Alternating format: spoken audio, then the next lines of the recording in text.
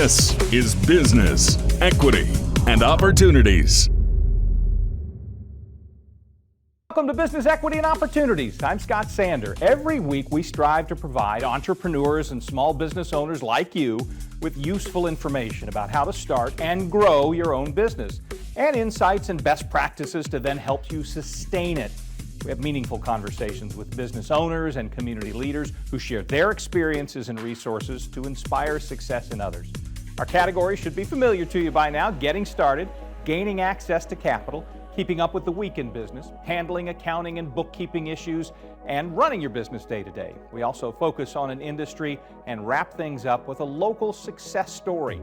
We're here with a new show every Sunday on Wish TV, also live streams on wishtv.com, and we post each of our 7 weekly segments plus past shows on our website.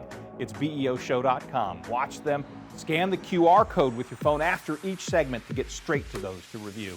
While you're there, sign up and listen to our Business, Equity, and Opportunities podcast on the All Indiana Podcast Network, and subscribe to our weekly newsletter that we update every Tuesday, more frequently if need be. Here's what's ahead this hour on Business, Equity, and Opportunity. Discover important capital resources becoming available in 2024. See the players in the NBA All-Star Pitch Competition. Pooled employer plans, how they're leveling the workforce playing field for small business owners. Get expert advice on how to create a safe home office. And learn how Bosma Enterprises training program is creating workforce opportunity. Plus, our success story. We're leading off with our Getting Started segment. Customer acquisition, certainly a critical part of starting a new business. You may know what your business can do, but finding the right opportunities to showcase it may not come easily. An exciting example, a business that just landed a first-of-its-kind partnership with a major professional sports franchise. It's happening for Fishers-based technology startup Spokenote. Founder John Wechsler fills us in. This is Business, Equity, and Opportunities. Getting started. Yeah, so at Spokenote, we give you the ability to add video to anything. We do that with our flagship product, which is a sticker. Basically allows you to scan the code, record or upload a video, and then wherever you put that sticker, the video plays. We think of it as the digital equivalent of the sticky note. We launched a partnership with the Pacers. It's the first in Major League sports history in the U.S. Baseball, football, basketball, hockey, soccer, no team in the country has ever had an active QR code on a jersey. And so what we've done with the Pacers is we've taken our Spokenote code and we've affixed that right to the front of the jersey where the traditional patch sponsor would go. And instead of just our logo, it's a scannable code. So if you're watching a game and you have a shot where someone's lining up for a free throw, let's say, and you've got a good front shot, you can actually scan that code right there on your television. You can scan it in a good print, let's say a magazine article, or if you're at the game and you're up close enough and you can scan that jersey, you're able to get that where you get content from the team. They'll continue to rotate behind the scenes and inside and exclusive content directly originating from that patch. Well, we met the Pacers almost 2 years ago, and we were introduced through a mutual friend.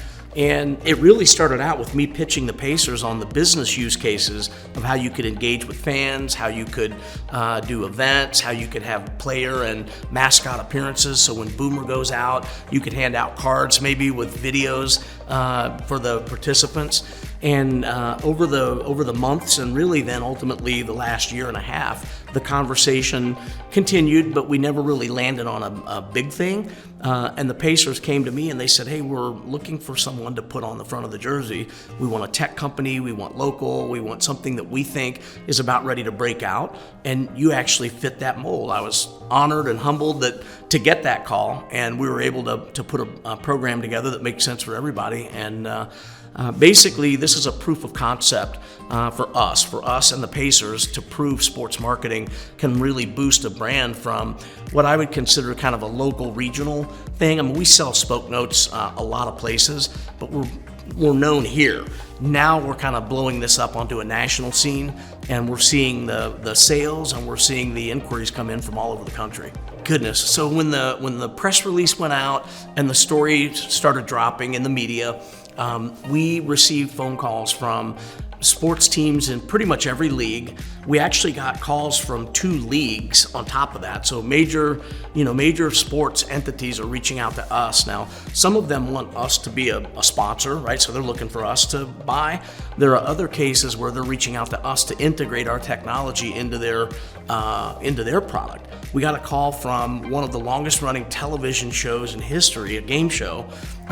They reached out and wanted to find out, is there a partnership or something we could do? And of course, you're humbled when those calls come in, very excited as a team.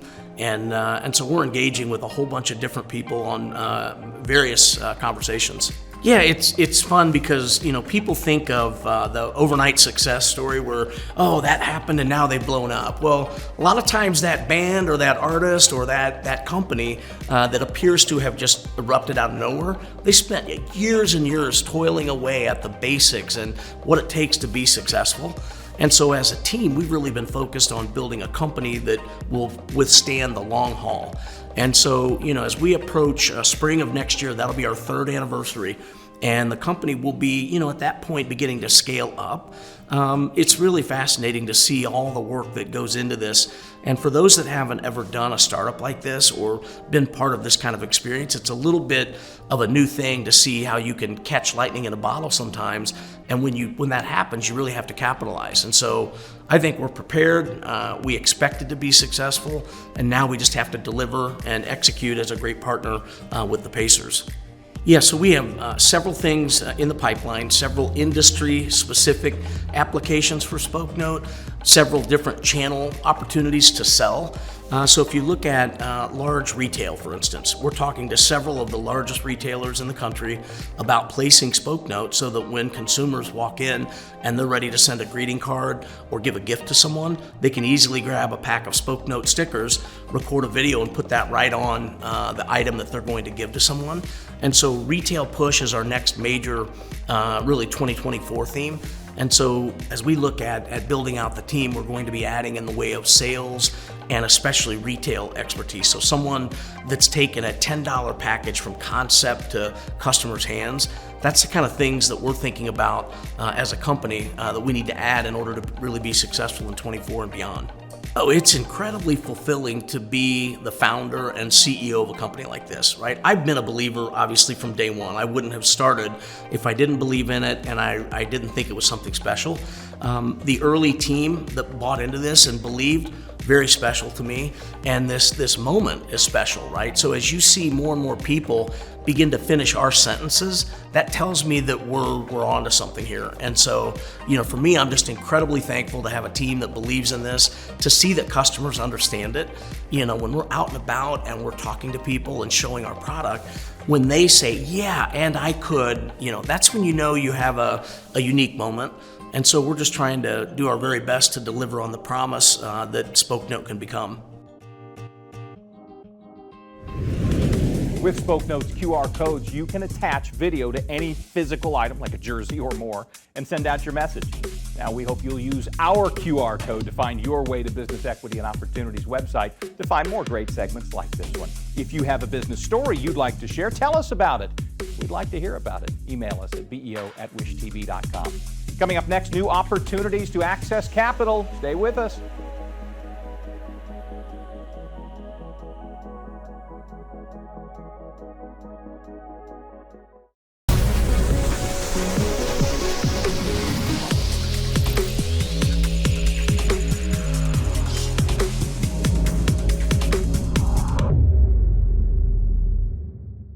Welcome to Business Equity and Opportunities. I'm Scott Sander. Time to talk about accessing capital.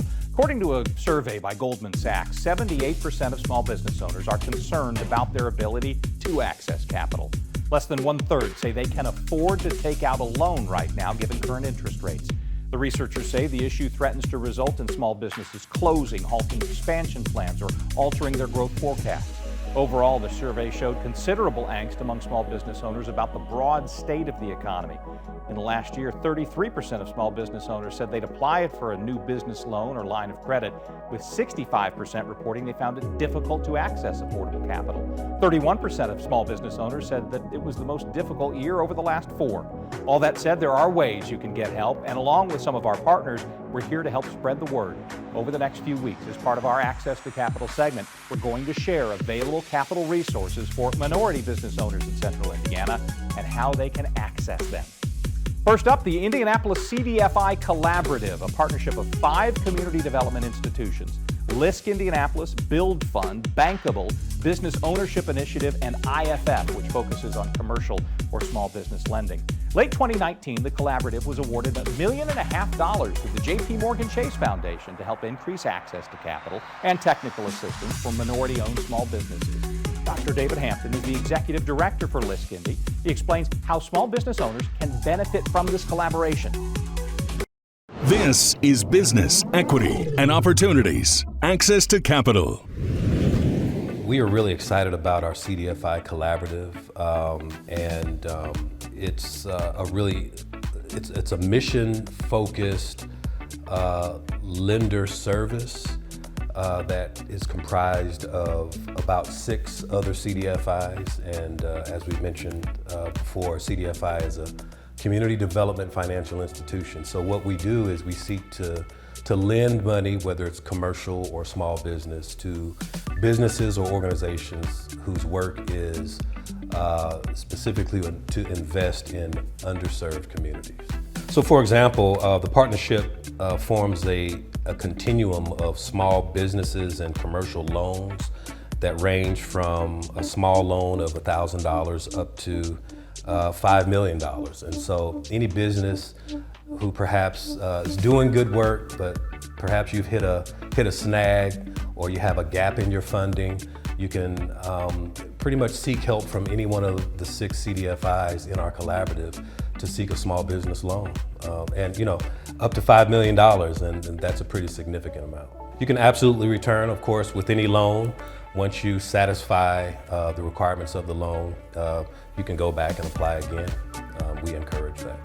One of the programs we're very proud of is a product in our toolkit, which is called the Real Estate Assistance Fund, which provides grants of up to $40,000 for loan closing costs for Black businesses here in Indianapolis. And sometimes I think one of the biggest issues is access to capital. We've sort of heard that term. This is just one of many programs that are out there that provide that type of assistance. And I really appreciate the show today because many in the community just don't know these programs exist. So I think it's important to provide the exposure and the promotion so that individuals know what's out there. Just the number, and I don't have the number off the top of my head, but the number of small businesses, in our Black and brown communities that have been supported and helped through LISC. And not just LISC, but I love the philanthropic partnership community here in Indianapolis. We work with the other 6 CDFIs. We also work with a number of CDCs and partners whose mission aligns, and so we do the best we can to build some of those neighborhoods that have been disinvested. Next week, we plan to take a look at how minority entrepreneurs can overcome barriers to raising venture capital. Up next this hour, find out the semifinal winners in the NBA All-Star Pitch Competition. And later, how pooled employer plans work and if they might be right for your business. Stay with us. Lots more business equity and opportunities when we return.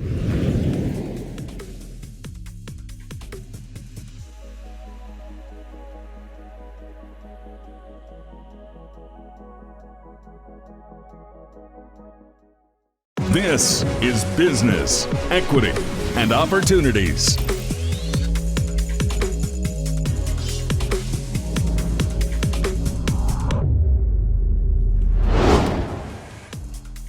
Welcome again. Let's take a look at the week in business. Last Tuesday night, the NBA Foundation, in collaboration with Pacers Sports and Entertainment, Elevate Ventures, Be Nimble Foundation, and 68 Capital hosted the All-Star Pitch Competition semifinal round at Gainbridge Fieldhouse. 10 local entrepreneurs in all fields of technology and innovation competed for their chance to present at the All-Star Pitch Competition finals during the NBA All-Star 2024 weekend. Greg Taylor is Executive Director of the NBA Foundation. He explains. This is Business, Equity, and Opportunities. This Week in Business.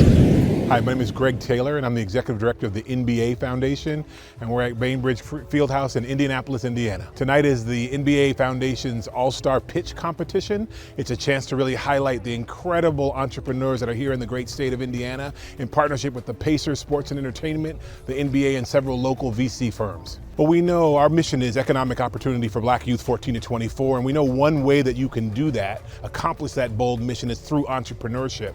We know that there's incredible genius in all corners of this state and the country, but for resource and opportunity. And so what tonight is about is providing 7 really incredible entrepreneurs from the state of Indiana visibility, mentorship, and hopefully a chance to win a significant cash prize. The NBA All-Star, the world's eyes are watching, and as the NBA Foundation, we know it's an incredible platform to highlight both our mission and the league's commitment to community, and that's what this is about. And so what we want to do is build on that visibility. And so today is a preliminary competition, and we're leading up to the All-Star game on February 17th, right back where we are here at Fieldhouse. Really what this is all about is highlighting the entrepreneurs that we know are incredible.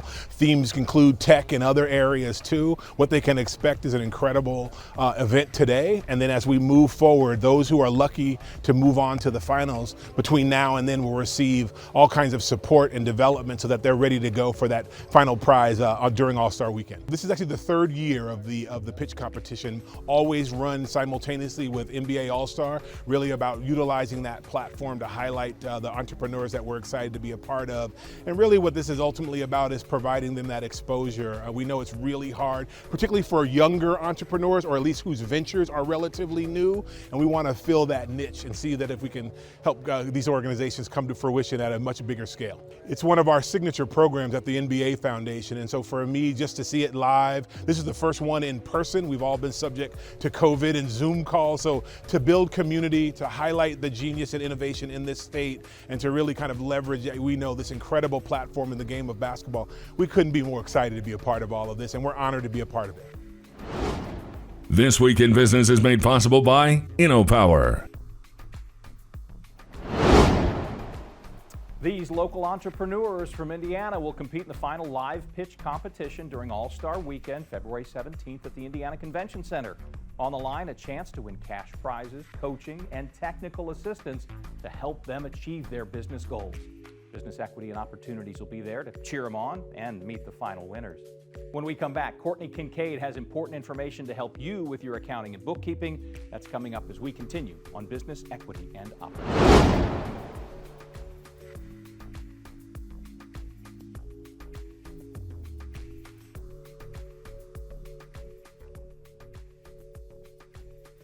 Every business is unique, and every business has a target audience. Circulus Digital Media can help you connect and grow your customer base with turnkey digital solutions that are nimble to reach a customer base that spans the globe. Pinpoint a specific audience down to the smallest details.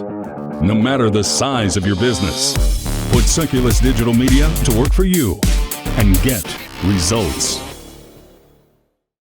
This is Business, Equity, and Opportunities.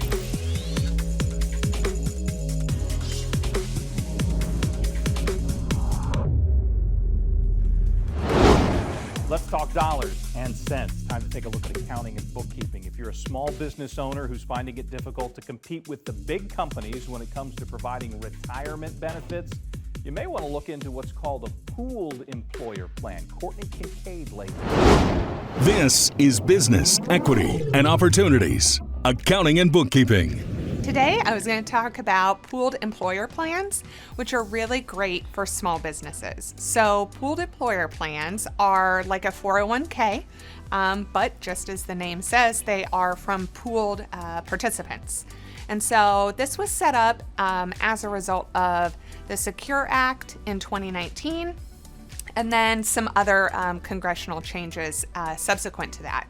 And what those changes really did was make it easier for diverse employers to pool their resources together. And that gives them an opportunity to lower their risk as they offer some retirement plans to their employees. So this is a great time of year to talk about this, as people are, really focused on in the new year, how are we going to offer benefits to our employees to make sure that we are, a competitive employer.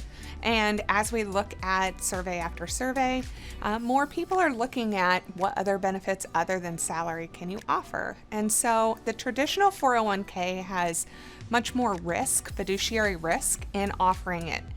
It's also, so that makes it more time consuming, right? For people who maybe only have a few employees. Is that a risk you want to take on? The pooled employer plan is a much better option because it takes that risk and it moves that over to another entity. And so it gives a little bit of a safer option for those smaller employers. So I'm here usually to talk about CPAs, and this is an area sometimes where small businesses or entrepreneurs might not think of how their CPA can help them. CPAs are not necessarily the individual who are offering these plans, but as the CPA looks holistically at your organization, they're thinking about how you can be benefited and how you can benefit your staff. So they can help connect you. Traditional and providers of 401ks are also beginning to offer these PPP plans, and they can help connect you with a good resource.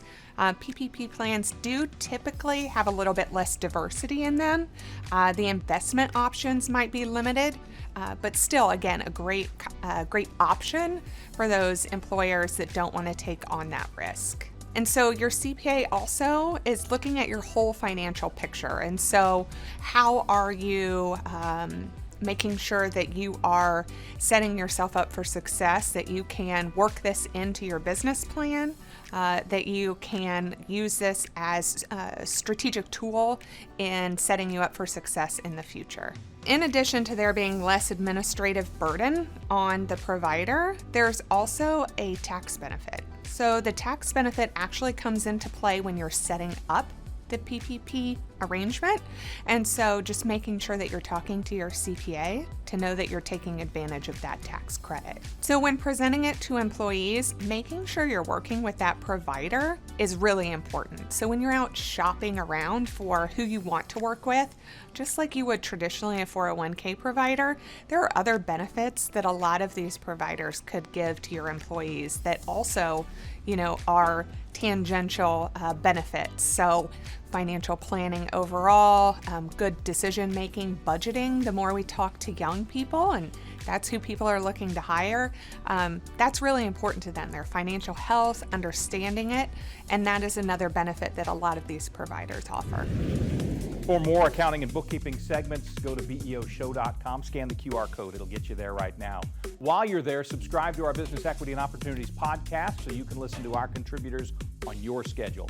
If you're working from home, you'll want to check out our next segment for tips on how you can create a safer or healthier work environment in your home or the home of your employees. That's next in Running Your Business Day to Day.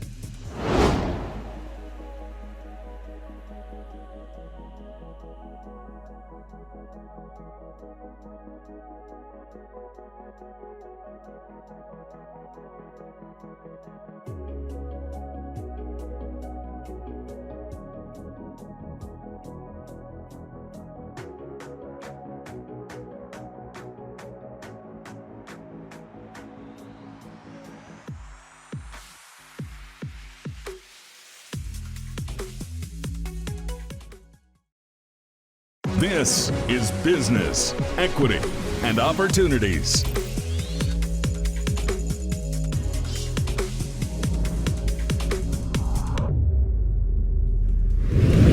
This is Business Equity and Opportunities, and time to talk about running your business day to day.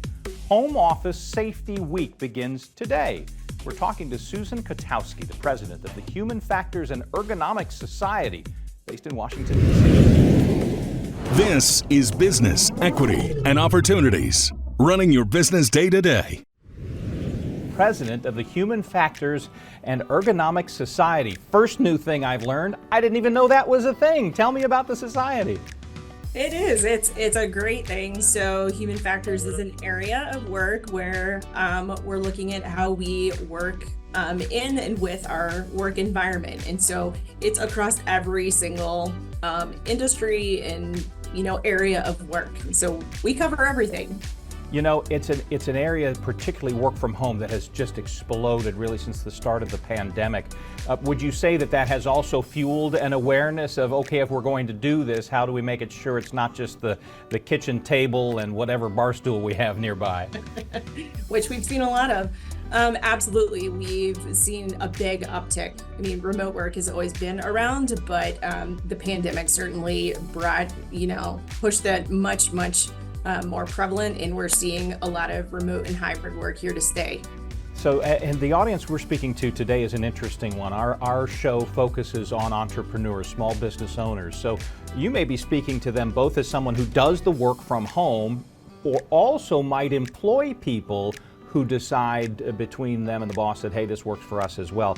Generally speaking, what thoughts do you have for people who may just be setting this up for the very first time? Yeah, so a couple of things. Remember that this is going to be a primary workspace, so you need to treat it like that, in that you're going to be spending a significant amount of time. So we need to set up a space that's going to be comfortable, that's going to not create discomfort over time, and be just really usable overall.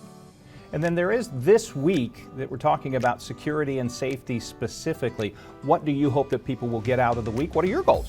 A couple of things I'll hit kind of both sides. From the security side, thinking of those things with remote work and Zoom meetings and all the different, web-based meetings, making sure those are set up in a secure way, so you don't have people in there that you don't want, that your passwords are strong, and that you have secure storage for documents, both physical documents, electronic documents. But again, on the side, I'm most passionate about the ergonomic side of things. Things like looking at how your space is set up. Again, your kitchen table and a bar stool are probably not ideal. So putting a little bit of investment in there, and it doesn't have to be $1,000 chair and a stand table. There's things we can do with what you have in your space. So if you are working on a super low budget, maybe your kitchen table does end up being a primary workspace, but look for an alternative as well. Maybe a kitchen counter where on occasion you can go from one height to another. So we can sit sometimes, we can stand sometimes. It allows us to change posture, that increases our blood flow, which helps with discomfort, decreasing that. It's also going to help you stay more aware and engaged. So that doesn't even involve buying anything, but just looking for what you have already available to work with in your space. If you do have a desk already, making sure it's set up to a good height for you. If it's not adjustable, a lot of things can be adjusted. You can stick some things underneath the legs of your desk to raise it up a little bit and so forth. Super common one is that your laptop is your primary computer. So we see that all the time. A couple of things I would definitely recommend. One being, use your laptop for the computing power. Get a couple extra things. Get an external monitor, get a keyboard, and get a mouse. So put the computer off to the side. If you have one monitor, that's going to go right in front of you. And then have your external keyboard and mouse there. So you're using that primary monitor that's set up to a good height versus your laptop monitor. That could be an intimidating thing for somebody who has long ago made the switch to full laptop. I mean, we all started on the PC or the Apple equivalent of it. But once you get your whole world into that laptop, the idea of switching back seems intimidating. I've recently actually had the opportunity to look at these ports and whatnot. It's actually not that bad. There are companies that make little widgets that can connect it all in a heartbeat. Super easy. So yeah, if you need to be mobile, you just, take everything right off that dock and you're mobile again. But if you are using it long-term, it is a much, much better situation to have that external monitor, the full-size keyboard, a regular mouse. So you're looking up at your monitor at a right height, not down at your laptop, monitor, and trying to type on a condensed keyboard and use a little mouse pad all at the same time. So in the long run, it's worth the investment. You can get a decent monitor. They're not super expensive. Keyboards are very reasonable, as is a mouse. So it's worth the little bit of an extra investment in the long term for sure. You've given us the carrot of these things will make you more comfortable. Kind of apply a little stick here. If we don't do these things, what are some of the problems we can invite on ourselves? Yeah, and there's definitely research out there. I've done a lot and with other colleagues as well. And in the literature, you'll find it does not take long for you to start seeing and feeling discomfort. So a lot of the neck strain, the fatigue in the shoulders and the tightness and so forth, eye fatigue and so forth, are kind of the big ones. Low back discomfort and fatigue there as well, from just staying in one kind of confined space that's not well fit to you. And when you're, you feel that discomfort, you feel that fatigue, you're not working to the best of your ability, and you're going to see that, in the effect of that in other areas too. Well, and there you're speaking directly to the entrepreneurs. They certainly want maximum productivity while keeping those that they work with healthy as well, and themselves too. Susan, we appreciate your time today, and best of luck, best in business, and best of comfort to you too in your home office. You as well. Thank you. Running your business day to day is made possible by Circulus Digital Media.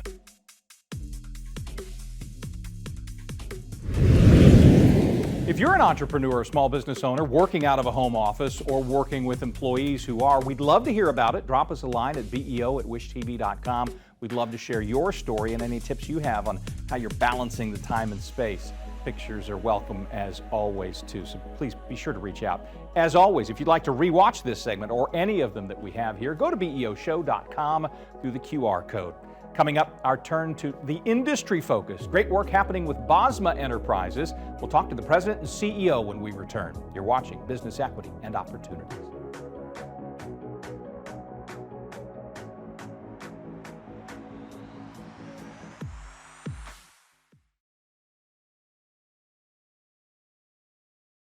This is a multicultural program, so it's a time for people from all different areas in life to come together and learn. Giving people that opportunity with a different voice from different demographics is very inspirational to see. And it's just been so amazing, so informative, lots of new information to be able to see how the news is created behind the scenes. I have only imagined that I would be in a program like this, learning how to put different TV program levels together, but I don't have to imagine anymore.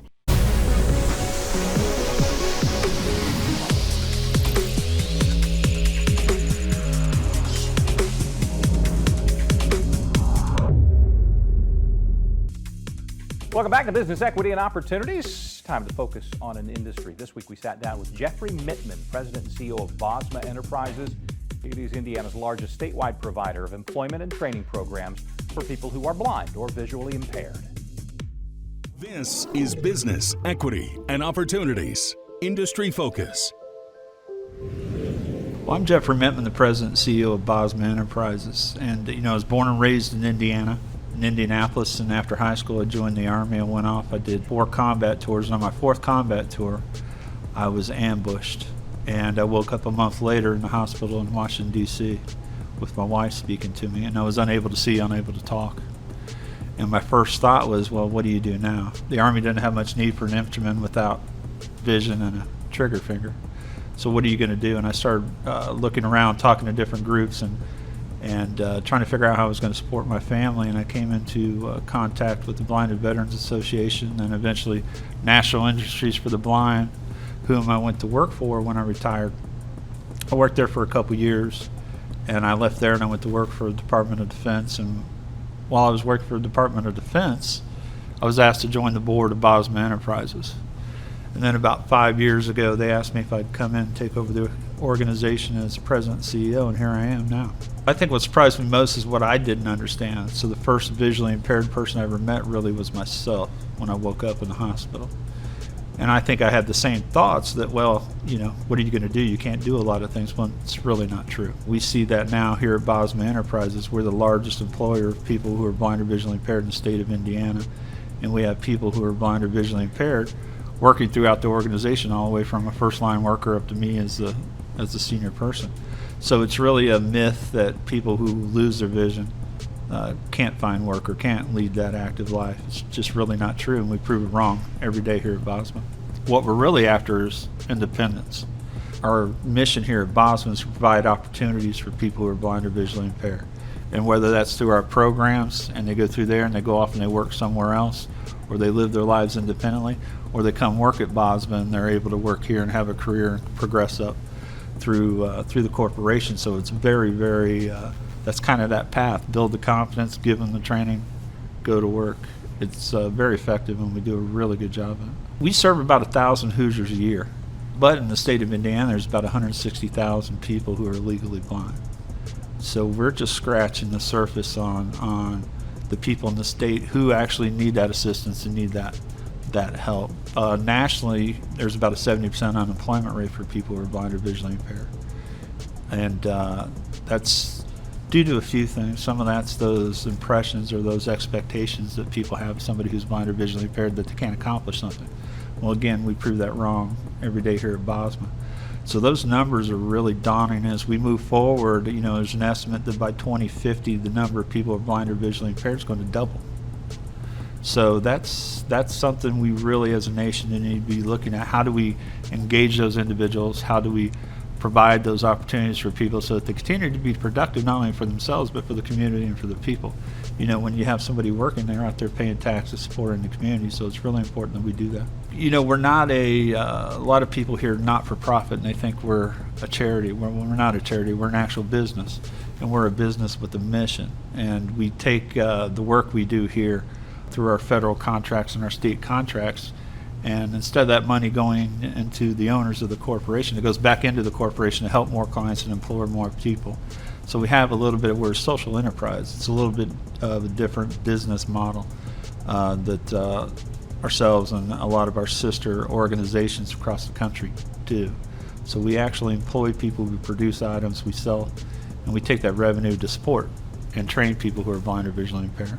When you're talking about the current environment, it's really hard to find workers. So what you have in the blind and visually impaired community is a large pool of untapped workers who not only, when given the proper training, can do anything anybody else can, obviously, with the appropriate accommodations, but they're also very, very loyal. What you find is when somebody who's struggled to find a job because people won't hire them because they're blind, when they do get a job, they tend to hold on to that job, and they tend to work really hard to perform. So it's very, very, it's an opportunity not only for the organization and but also the individual. And when you give somebody that opportunity, you'll see the benefits within your organization. You're going to have somebody with a different experience and different life lessons and different things to share that you may not have had before. Don't be afraid.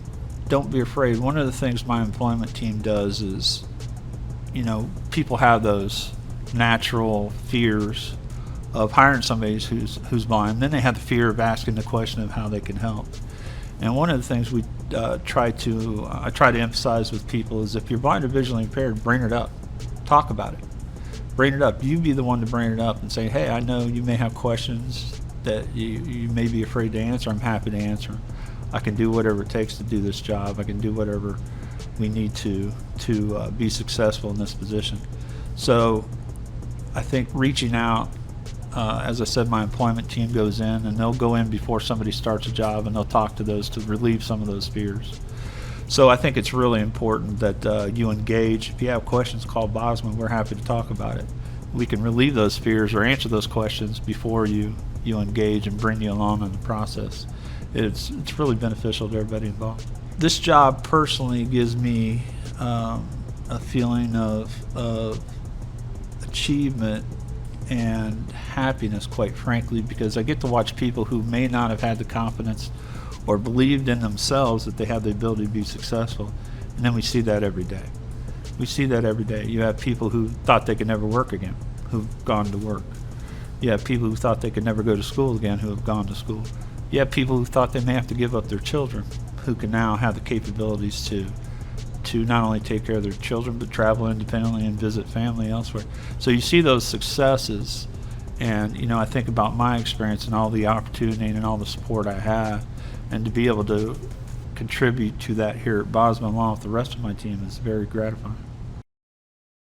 If you'd like more information about this or any of our industry-focused segments, scan the QR code to visit beoshow.com.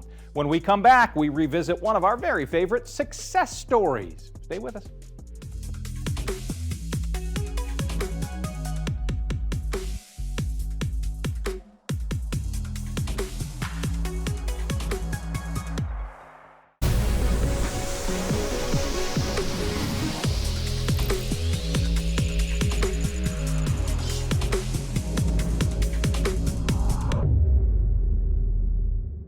It is time for our weekly dose of inspiration, our success story. We take a look back this week at Botanical Bar and its founder, Victoria Beatty, recently recognized in the Small Business Spotlight of the Week by the Indianapolis Colts and Anthem. This is Business, Equity, and Opportunities. Success Story. Victoria Beatty owns the Botanical Bar. So during the pandemic, like most people, we were at home, we were just bored, and I grew up around houseplants. My grandmother was a florist. So during the pandemic, I was really able to sit still, and I was like, I was seeing people with their plants, and my mom had gave me a few cuttings, and I was like, this is kind of cool, so I really got into it. And then I was telling my best friend, I really think this could be like a really fun business, like a hobby. And so we started talking about it, coming up with the name. And then I started visiting other plant shops, and I noticed there were no other Black-owned plant shops in the city. And I was like, okay, we'll see. So I would start doing pop-up shops, going to farmers markets. And then I met someone who owned a retail shop in Bottle Works called Good Neighbor. And she was like, come and do a pop-up at my shop over the weekend. I'm like, okay, great. Did that, and I did the pop-up for over a year. So I had stuff in her shop for over a year, and then it just kept growing and growing and growing, and I decided to open up my own shop a little over a year ago. So when people come into the Botanical Bar, they should expect, one, good music, good art, and also just a variety of houseplants. We specialize in more so like easy to care houseplants. We don't really have a lot of rare plants, because a lot of folks who are coming into us are usually first-time plant parents, and so we want to make sure that they can get the things that they need at an affordable cost. So we really stick to the basics in this shop. But we also focus on other products like soil and pots and tote bags and plant care spray, like all the things that you need to take care of your plants, as well as other gifts. So we have cards and coloring books as well that are also made by other women of color. And so we really focus on also partnering with other women who own businesses. So a majority of our items in here outside of the plants are also owned by women-owned businesses. Yeah, we have a lot of pet parents as well. So we always have folks coming in here asking about plants that are going to be good for their pets. So we also mark all of our plants that are pet friendly. So we mark them with a paw print to ensure that if you're coming in shopping for a certain type of plant, that you can assure that this is safe for your home, as well as your pet, and also your babies or anyone. They can be toxic if ingested by humans as well as pets, but we know pets can get into things, and so we make sure those are indicated pretty easily. Open up a store is really challenging, especially when you have, the state of Amazon and where you can get things like right away. And so also cost, I think people don't understand how much things actually cost, especially when you are a small business. If you go to another, big brand store, they're buying millions of items at once, and so that's why they can sell something for $2, and it's probably not made ethically at all. So a lot of those things were new for me as a consumer too. Like I used to always shop and be like, I just want something inexpensive, not realizing how much it really costs me. And so now I'm really mindful of that, and also even more mindful of how I support other businesses as a business owner. So that was really, eye-opening for me. And also just the support. I was surprised. I didn't really know how, the community would take the shop or me. And so I was really surprised and overwhelmed at the amount of support that we received from the community. They come in, I have repeat customers, I have a lot of loyal customers, I have a lot of new friends that I just met because they come into the store all the time. And so it's just been really a great treat. And so that's what's surprising for me, because you never know, they say build it, they will come, but sometimes it doesn't always, it's not always the case. And so that was really great.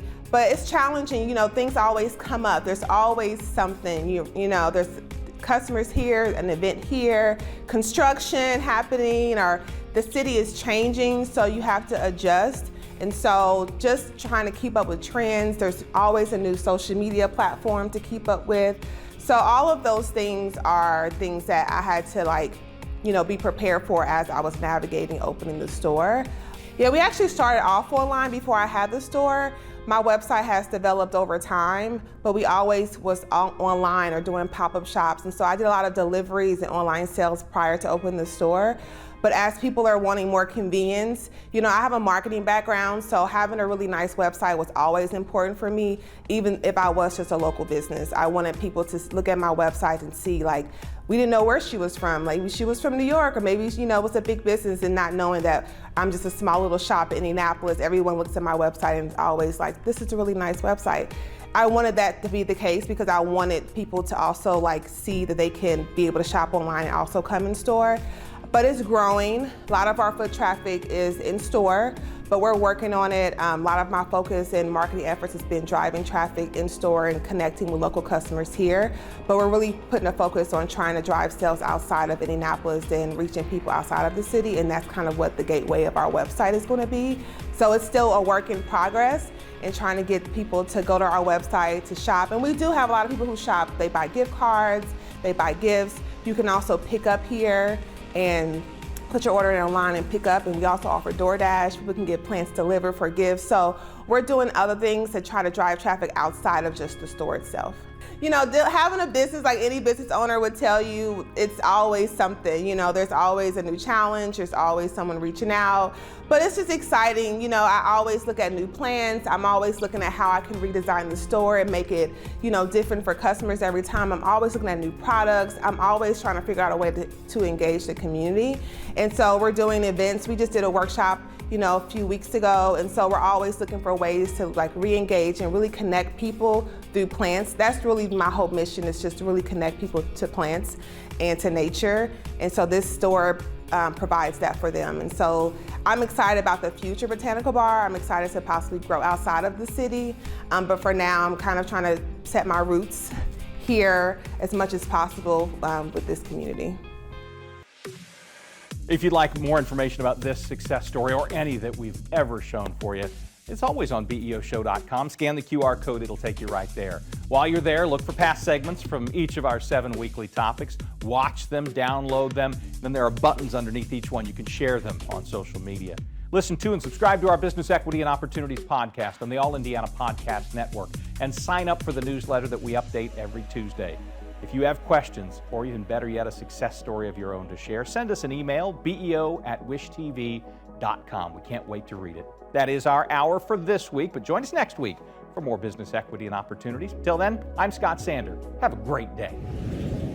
Business Equity and Opportunities is made possible by Indiana Economic Development Corporation, InnoPower, Bose McKinney & Evans, Gemco, Fifth Third Bank, and IU Indianapolis.